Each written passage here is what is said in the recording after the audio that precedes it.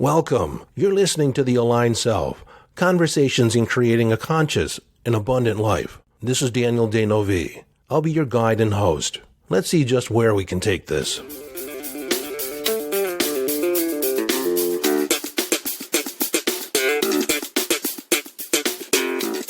Hello, friend, and welcome back to the conversation. This is part 3 of a 3-part series on raising your vibration. I've come up with 20 different ideas on raising your vibration. Now, if you do any one of these 20, it's going to raise your vibration. If you do all 20, it's going to seriously raise your vibration. And so I'm guessing, since you're on part 3, that you've listened to part 1 and part 2. If you haven't, I suggest you go back and listen to the beginning so you have a sense of continuity between all the different principles, all the different aspects of raising your vibration. So without further delay, here is number 13. We're in the home stretch. Okay, number 13. Get your butt out in nature. Get out into the wild. Even if it's the local park. Get out with the greenery. Get out where the birds sing. Move yourself around the natural world. Now, I realize if you live in a city, it's a lot harder to do. But there are places just about anywhere you go where you can connect with nature in some way. I can remember earlier in my life, I lived in a townhome. And on the backside of the townhome, it was about, maybe 12 feet of grass, which they mowed. And then about 30 feet of trees, which separated the property next to us. That was enough nature for me to replenish my soul. There was a balcony on the backside of my townhome. I set up a table out there. I would often go out there and write. And in order to attract more nature, I put up a bird feeder, which the squirrels promptly moved in and said was theirs. And so what did I do? For a while, I fought with the squirrels. And then I realized they're not going away, so I put out food that was easier for them to get, that was more palatable to what they wanted. They still, every now and then, raided the bird feeder, but for the most part, they ate the corn, they ate the peanuts that I put out for them in a different place. But I was able to attract a variety of birds, a variety of wildlife. Every now and then I'd get a hawk come in that would kind of scope out opportunity to eat some of the other birds. But it was an amazing experience because I always knew I could go back there and center myself. Nature has a way of pulling you into the present moment. Now, I grew up in a relatively small town. When I was a kid, I would wander across the street and go and wander the river. And the Shiawassee River ran through our town, and I would walk it. And I'd collect old bottles because a lot of people would use it as a dumping ground. And so antique medicine bottles, cough bottles, jugs, all kinds of stuff. And then I would bring those home. But in being back there, I saw a variety of wildlife. And I've always had a connection to nature. I know that it replenishes my soul. And there's a concept called forest breathing. And that could probably be a separate thing, but it's a Japanese term where you go and you simply sit in the forest and you breathe in the energy. You breathe in the forest. You can go out and connect with the trees, especially old growth trees. And there's groves of older trees that have been there for hundreds of years. They exude this different energy. They just do. And in a podcast that I deal with my wife, where we talk about our interplay with nature, she talks to our mulberry tree out back. And each year it produces more and more fruit based on her conversations with it. And we can be out in nature and people think we're crazy, but we can actually move energetically, have the trees interact with us energetically. And that could be a topic for another podcast episode. But one of the things I want you to just think about is get your butt out in nature. Go to a park, go to a state park, a national park, a city park. There are natural landscapes around. And even in the midst of places where you don't think you have access to it, seek out the natural world. So what are we, number 14, I talked about centering, grounding. Get your bare feet on the earth. Within a minute, it changes the polarity of your body. The earth is filled with negative ions, which helps produce life and health, and it drains the positive ions, or actually negativity. It cleanses it. You want more negative ions, negatively charged particles, to flow through your body. You'll feel the difference within a minute of standing barefoot on the ground. And in our household, we make it a practice. Even the kids go out and do it. each and every day when they want to ground themselves, they'll go out barefoot and just stand on the grass. I mean, people probably think you're nuts standing out there, just seemingly doing nothing, if they could see us. But we've made it a practice each and every day to ground. It makes a world of difference. 14, number 14. If in some way I've messed up the counting of these different attributes, I know you'll forgive me.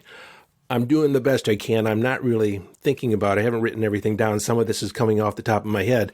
It's number 14, whether it's really 14 or not 14, doesn't matter. It's meditation. Meditation is probably the most profound activity that you can engage in. I've been meditating in one form or another since I was 13. I've become a formal meditator when it became an actual formal practice when I was 28. And it has changed my life, changed my thinking, changed my awareness, opened up my intuition, opened up my psychic ability. And whether you use an app or you use meditation music or you don't use anything and just watch your breath, the act of meditation is a form of mind training. At its essential level, its purpose is to allow you to train your mind to go where you want it to go. Now, in simple terms, meditation is not about emptying your mind. It's about directing your mind. So a lot of people make the mistake of trying to empty their mind, think of nothing. Well, that's very contrary to what the mind is designed to do. And so we want to use a tool or a mechanism to focus the mind. The easiest is your breath because people continue to breathe. You tend to breathe 15 times a minute, whether you're thinking about it or not. And so you just tune in to the flow of breath moving in out of your nose. And at any point in time, you find your mind wandering towards the laundry list or something else you forgot to do or something you're going to do later. You acknowledge that your mind has drifted and you bring it back to focus on your breath. And it's somewhat boring. You watch the breath come in. When I say watch, you have this awareness. You're not necessarily watching your breath. You're aware of your breath. You're focusing on your breath.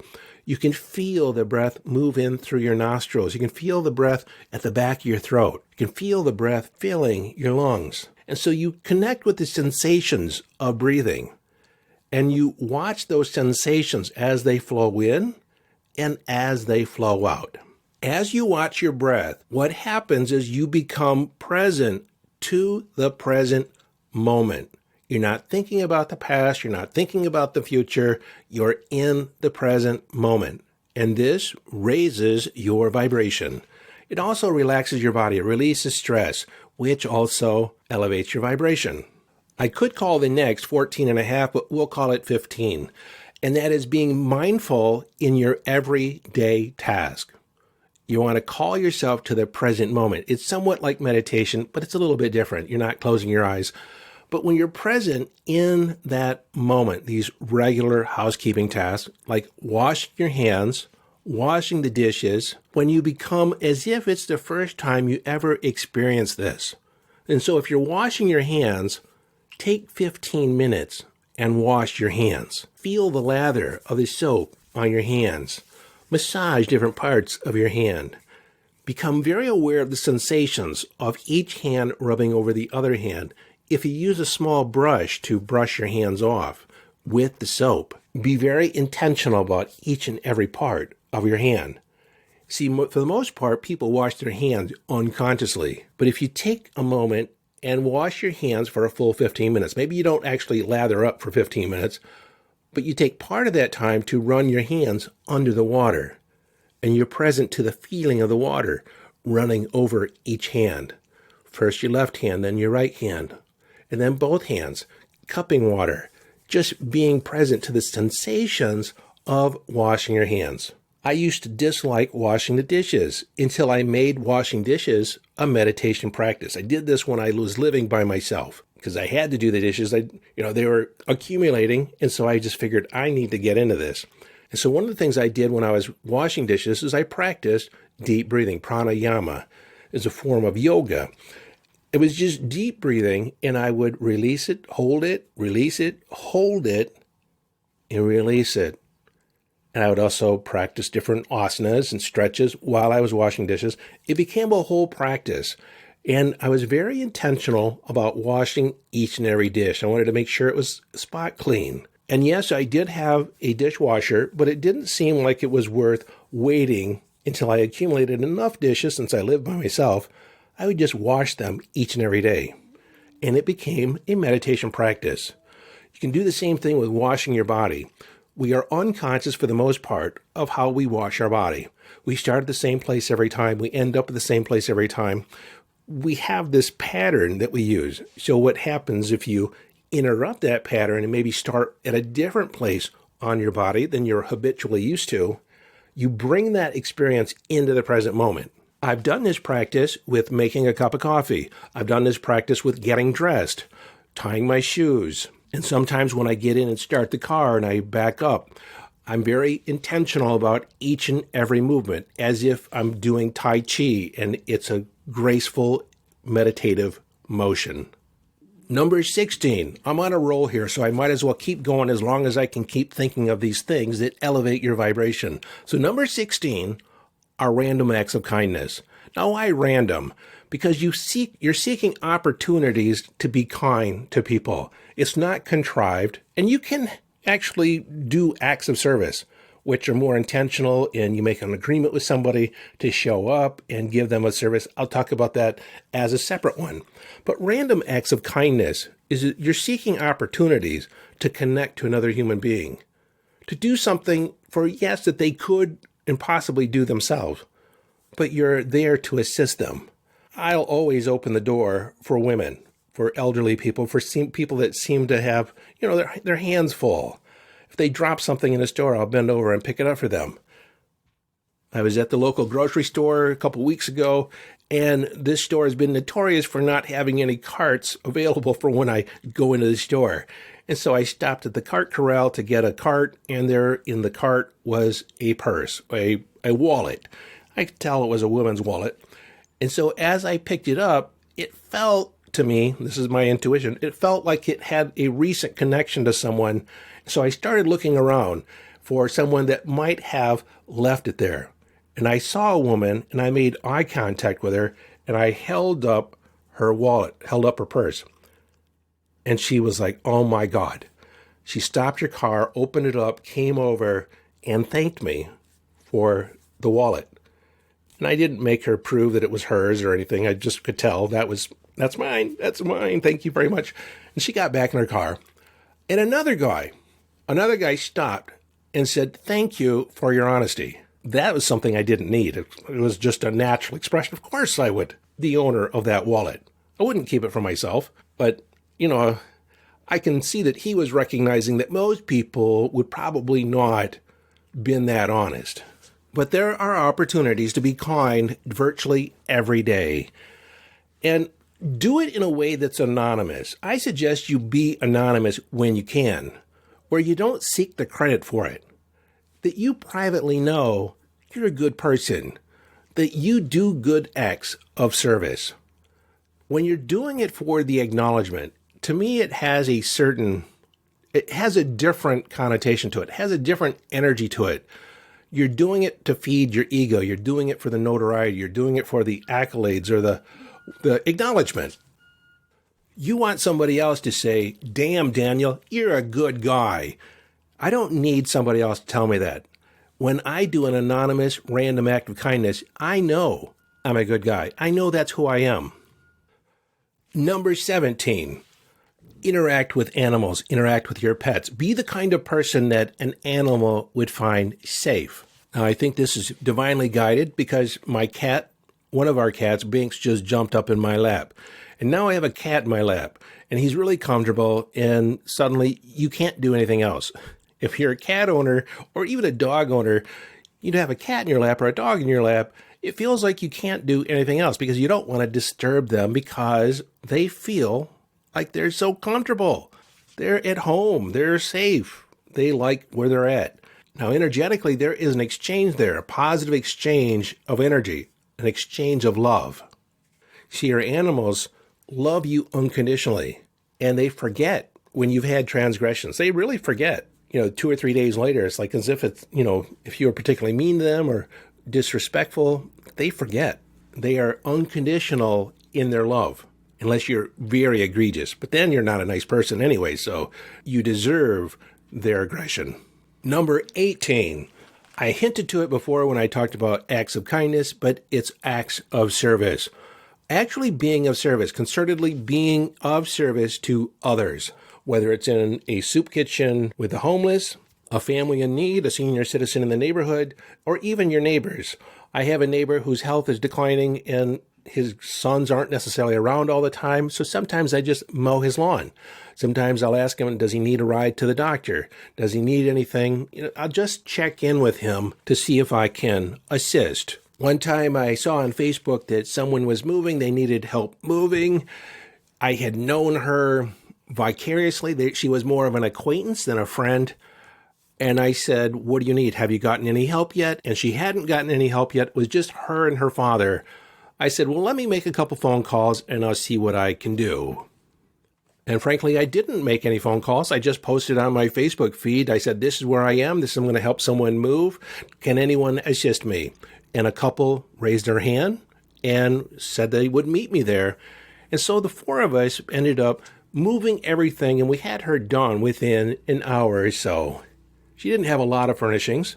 But, it really does. When people are focused on the job, it doesn't take that long to move things that are already packed up out on a truck. All told, it was about an investment of about 4 hours, an hour to get there, an hour and a half to move, about 45 minutes to an hour afterwards because we went out and got something to eat in a sense of community, and then an hour to drive home.